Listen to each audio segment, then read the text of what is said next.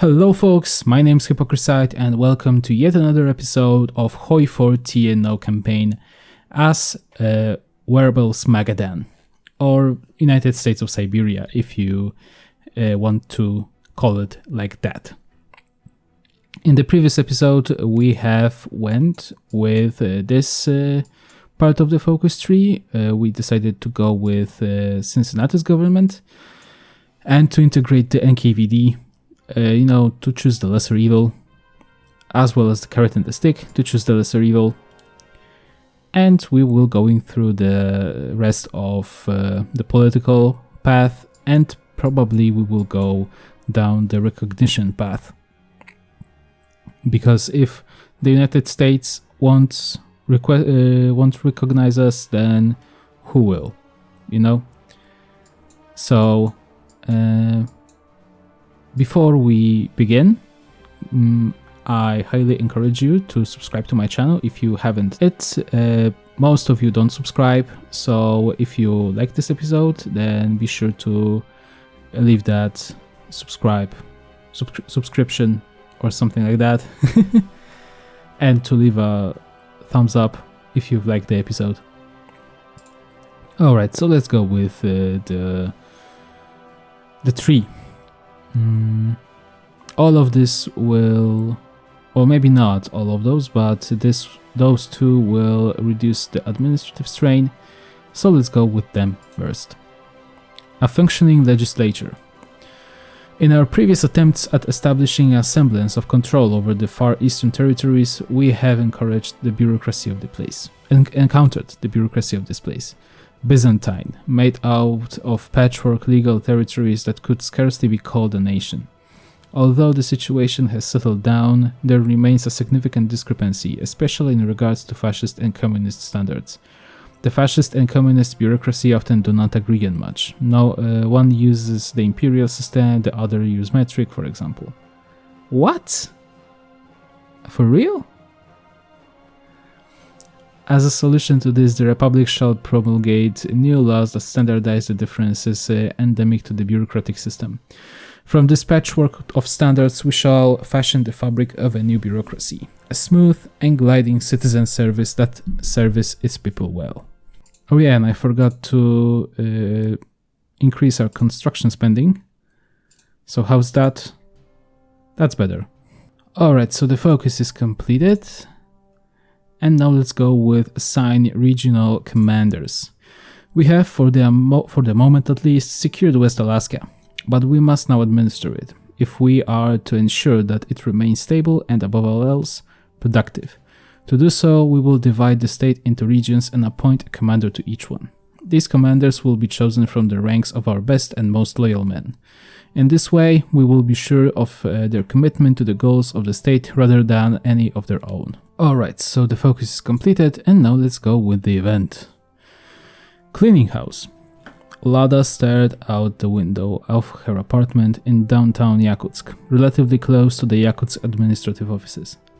They were, in fact, in view from her window, where she had been watching the sun slowly make its way beneath the skyline, bathing the streets in ochre that was slowly fading to purple and would transition from there to midnight blue. A black car followed by a motorcade of military trucks rolled through the streets, pulling up right beside the administrative offices. Intrigued, Lada leaned further out her window, gripping the sill and trying to discern who was climbing out the car. No one she knew, that's for certain, nor anyone who had ever been seen on a ballot or appointed by the Soviet. No, it was some variety of high-ranking military men. She never could get down to the specifics of uniforms in the newly forged USS, but the man certainly had the entourage to prove his rank. She watched the little ant-sized man enter the building along with a few soldiers. After a few minutes, more figures exited the building. Only it wasn't the soldiers, it was the administrative staff of the building. Lada stared at the window with deep concern as most of Yakutsk government was ordered out of the building, presumably to be replaced by the man in the fancy cap and whatever stuff he chose to keep. Worriedly, she stepped away from the window and went to go turn on one of her lamps, the night being quite dark by now. Returning to her window, she closed the curtains and went to go sit down and ponder the changing times. A junta right in her backyard. Well, not really a junta, but... Okay, so let's go with representation through service. It is no secret that the average mercenary under the employ of the president has a better life than the majority of Russian locals. In addition to better standards of living, political and voting rights, they have a steady source of employment that is sure to provide for them. The locals of either flavor envy the merc life. The Republic's laws are stiff, and there is not much room for social mobility, a discrepancy that would not have existed in America, where every man is free to be whatever he wants. Patterning his government on his home country's model, Werbel aims to fix this. He has a solution that will remedy the Republic's personnel shortage, as well as reassuring the restive locals. Representation through service. Now native Russians can sign up for a tour in Werbel's army and be granted more rights as they complete their term of employment. If they can shoot straight, why bar them from progressing their careers? It will give us segregated regiments with integrated military and non-color manpower 1.5%, some minus on organization and division recovery rate, but that's not something that we are really worried about. Okay, so the focus is completed. We all make sacrifices. Andrei checked the clock on the recruitment office wall for about the 50th time in half an hour. I forgot how to pronounce it. When he had decided to sign up for the army, he'd assumed the line would be much shorter, but he'd arrived to a staggeringly long queue that he was now near the end of. Really, he had no idea who in their right mind would choose to sign up for this paradox of an army. But here he was standing in line. He had no other options anyway. His father had been getting sicker and sicker, and his worthless factory job wouldn't cover the medical bills. Ever since the old man had come back from the war in the West, he'd been getting sicker by the year. Andrei had no idea what had happened. Maybe it was the bullet in his thigh, maybe it was the months spent in the mud, but he hadn't been able to pay a doctor to treat him, much less diagnose him. He'd been just about ready to call it quits when he heard about the new recruitment program. Not only were they promising him rights for when his service concluded, but they extended to his family as well. So he told his old boss at the munitions factory to shove it and came here, to stand in line and check a clock every 5 minutes. Finally, he was stirred from his thoughts by the man in front of him, leaving the line. He was at the desk now, where a broad-shouldered man in uniform sat. "Good morning, friend. I trust you are here to join up," he said. "Yes," replied Andrei, resisting the urge to sardonically ask him why else he would be there. "Just sign here," he nodded, sliding a paper in front of soon-to-be recruit. Andrei stared down at the blank space, waiting for his signature. "It'll all be worth it," he muttered, before signing away his rights in hopes of more in the future. "We'll see." Okay, let's go with drawing the districts. Although the Republic may suspend democracy for the time being, it may not remain this way forever. Whether he is a Caesar or Cincinnatus, Werbel must eventually turn to answering the question of their people. Where do they stand in the Republic? Is the Republic a manner of dictatorship, where the stated political rights are restricted indefinitely? These questions bubble in the thoughts of the Far Eastern Russians, who saw the unlikeliest of all candidates triumph over the fascists and communists. To answer the anxieties, the Republic will make some headway to accepting democracy as its form of government.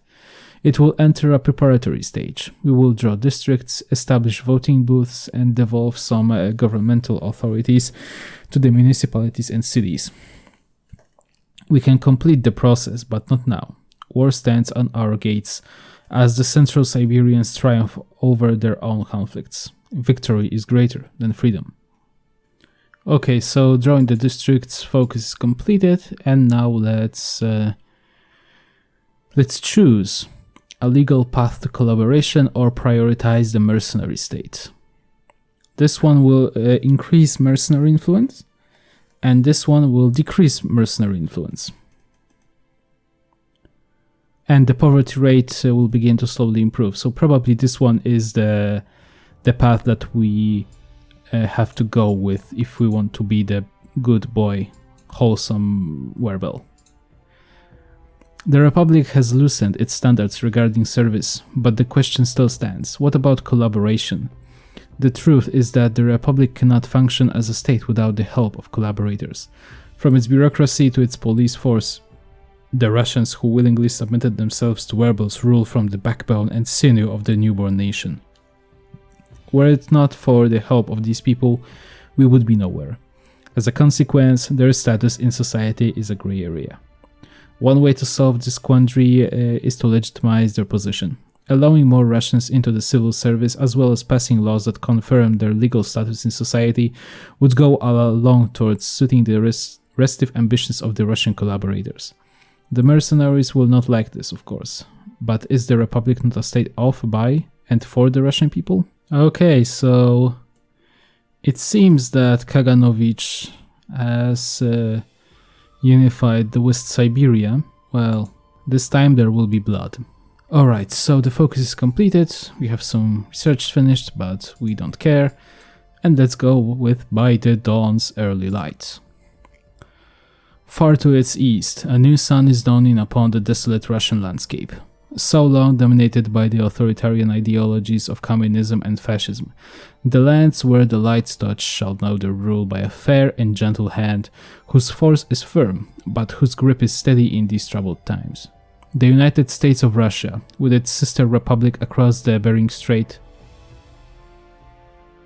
It sounds... it doesn't sound good. Because it's like the United States of Russia are now more important than the USA. But, well, it doesn't matter. Across the Bering Strait has risen to the duty of salvation of the Russian people. Soon democracy shall make its way to the people who have not known rule by popular will, and for that we have one man to thank, Mitchell Werbel III. In his presidential palace in Magadan, where he rules by the will of the peoples of the Far East, he drinks a glass of wine, cheerful. To the west lay Central Siberia, a far stronger foe than any of the statelets that he had faced in his progress to power. However, he fears not, some superior force, the motto of the Republic shall echo through time. Libertas von liberabit. What?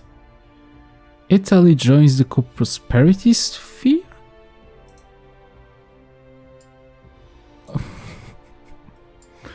Okay. I mean, I understand that it's the case probably of Italy being the democracy, but it's looks weird. Oh yeah, because Japan is now authoritarian democratic. Kinda weird, but okay.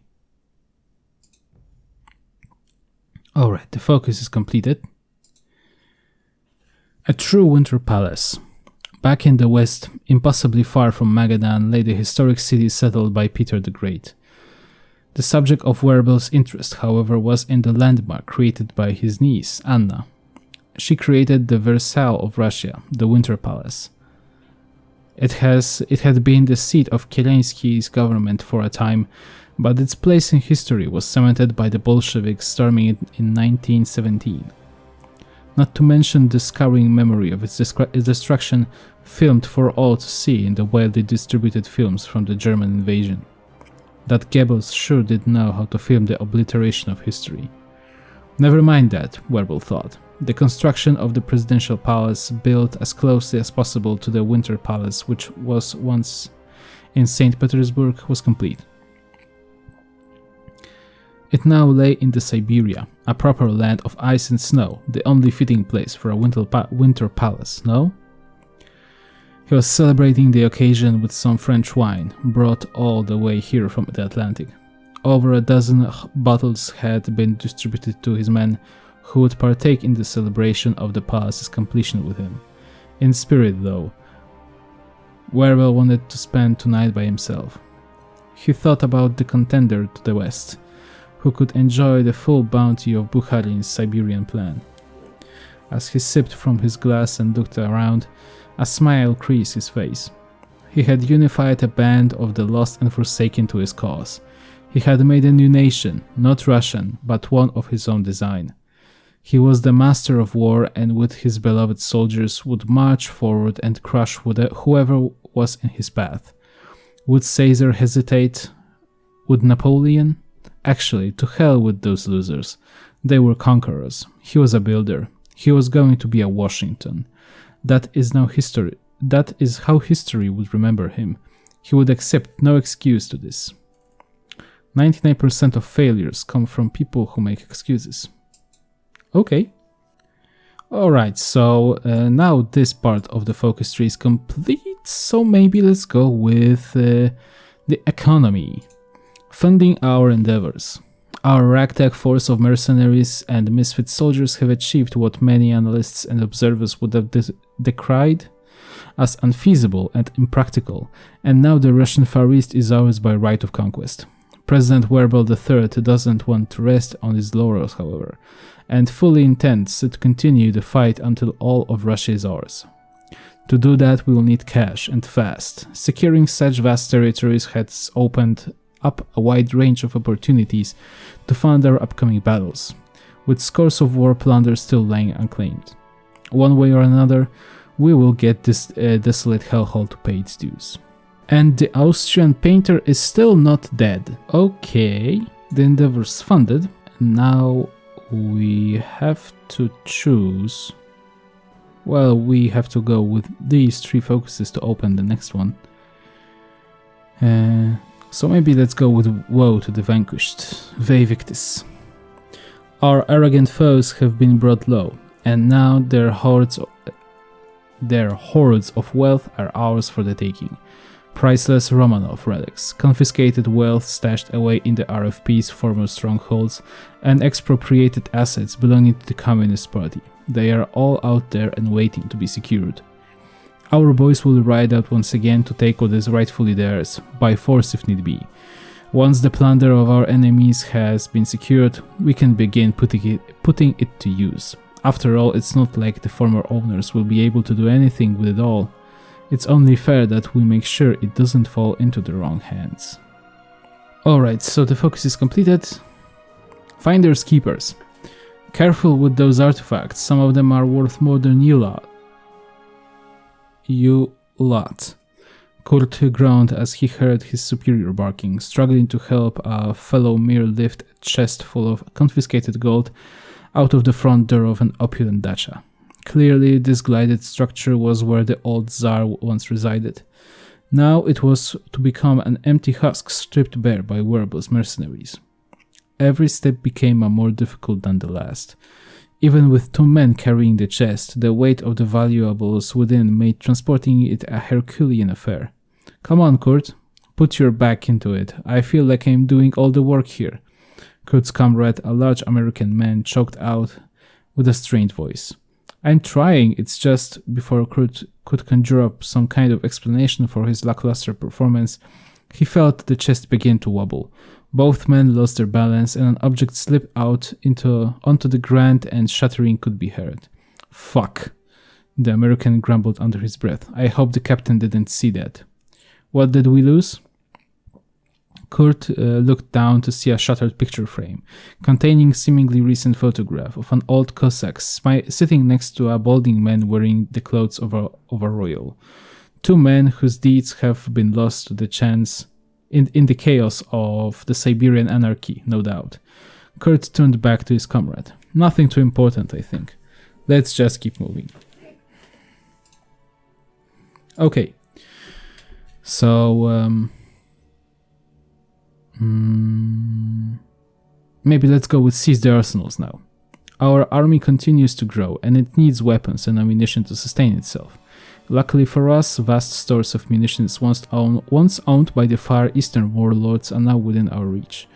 These weapons are now gathering dust in various warehouses and abandoned arsenals dotting the country, and procuring them will be necessary to make sure each and every one of our soldiers of fortune have a rifle in their hands. Of course, many of these weapons are likely to be outdated, but this matters little. Our men are the kind who are used to making do with what they have, and aren't the type to scoff at a rifle that doesn't have all the fancy bells and whistles most modern armies are used to. For the time being, we'll just have to use what's available to us. Alright, the arsenals are seized, so now let's go with open for business. Ever since the collapse of the Soviet Union, Russia has been a giant metaphorical black spot on the map. The warlords had no interest in dealing with the outside world, and as a result, international trade suffered a slow and unglamorous death. President Werbel knows all too well the value of the free market, and believes that the time has come for it to return to Russia. Inspired by our American partners, we shall institute an open-door policy regarding international trade. Foreign businesses will be encouraged to set up shop in our shores, and in the process they will stimulate our young economy and open up thousands of new jobs. Naturally, however, some businesses will be more equal than others. The focus is completed. First delivery. Captain Frank Stevenson shivered in his coat, bailing up his numb fists, where they rested deep in the pockets. Despite the cold, he still kept his eyes peeled as his men hauled another crate of auto parts out of the cargo bay of his ship. The men shivered just about as much as him, their frozen breath traveling into the air around them like wispy ghosts of the sea. This was their first run out to Siberia. Being a tramp freighter, they have made runs all over the world, but being based out of the west coast means that most of those trips have been to much sunnier places. Japan, Indonesia, Australia, Mexico, Hawaii. Never some absurd Republic of West Alaska, as the locals called it. In frozen hellhole Russia. A few other captains he knew had also started making their first few runs up to Magadan, since the Russians finally started to get off their asses and rebuild. The San Diego native glanced over a man approaching him, a Russian wrapped in far fewer layers than he. "You are here dropping off the auto parts, yes?" began the man in heavily accented English. Yes, you're the buyer then?" inquired Frank. "Oh no, I just came out to watch. There's been a big buzz around town with all the American businesses moving here. This is a Ford shipment, yes?" "Mm-hmm. Never expected to make a shipment out here, much less auto parts. Figured if I was ever gonna make a delivery to Russia, it'd be after an arms company decides to start contracting us. They mostly make liners to do this shit," Frank said, shortly before muttering something along the lines of, "This is one weird country." Apparently, the Russian had heard the slight and glanced over at Frank. After a brief pause that felt like ages, the Russian's neutral expression cracked into a grin. "Tell me about it. I have to live here."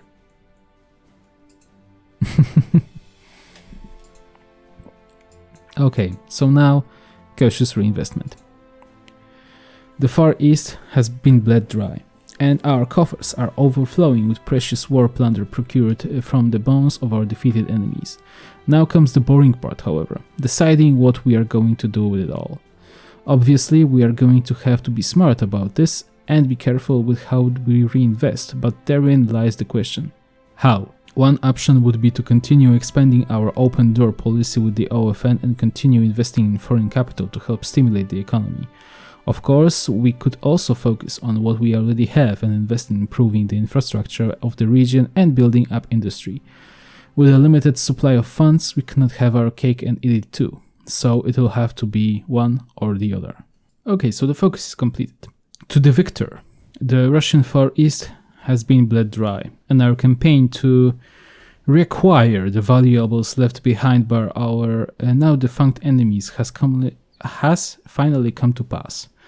We now have a vast trove of treasures and artifacts under our protection, and that means it's time to reinvest our newfound capital into turning this region into something we can actually work with. We could either use our loot to encourage the development of infrastructure and industry of Siberia and put together something resembling a proper war machine, or use it to encourage some generous investment from our friends from across the Bering Strait. Both would be great benefit to West Alaska, but we cannot have our cake and eat it too. Which shall it be? Yeah, let's get some proper industry going. Alright, so maybe it's a good time to end the episode here. We have finished the political focus tree and now we are going down the economical one. And in the next episode we will do this part. Probably we will... or maybe not. Yeah, I thought that I don't have to do this part of the focus, but well, because there are dockyards and bases. But I see that I have to, so yeah, that doesn't matter.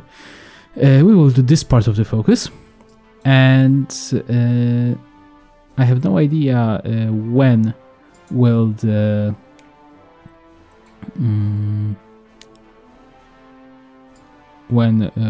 when we will be, to put it this way, in the next episode, because to begin the unification talks, we have to be there have to be 1969. So we have 3 years. And when I think about it, probably we will do this part of the tree, this part of the tree, and at 1969 we will be doing this one, I think. But this is the end of the episode, so I won't be talking much about the next ones. And I hope that you've liked this one. Be sure to leave a like, to comment, and to subscribe to my channel, if you've liked this episode, of course. And be sure also to check out my Patreon page. The link is down in the description. And I'll see you guys in the next one. See ya.